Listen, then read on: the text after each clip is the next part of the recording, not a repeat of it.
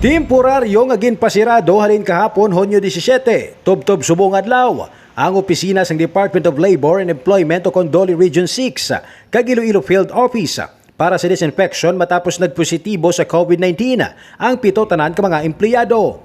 Sa interview sang Radyo Bandera Iloilo kay Jan Mandario, Public Information Officer sang Doli 6, kinkumpirmar sini nga nagpositibo sa COVID-19 ang pito tanan nila ka mga empleyado kung sa diin kahapon lang nagwa ang ilang swab test results.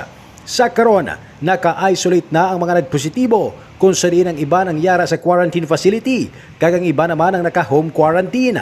Natala na naman nga magapatigayon sang mandatory swab testing ang ahensya sa mga empleyado sini. Apisar sa mga sitwasyon, ginpasalig naman ni Mandario nga padayon ang obra sa mga empleyado kung sa di naka-work from home scheme ang mga ini.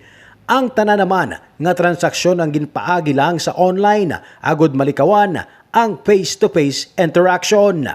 Mga balita nga ito natipon gikan sa syudad sang Iloilo. Ray Espeha Umalay, nagabandera sa matudtod nga serbisyo publiko kagalingawan sa Iloilo. Radyo Bandera.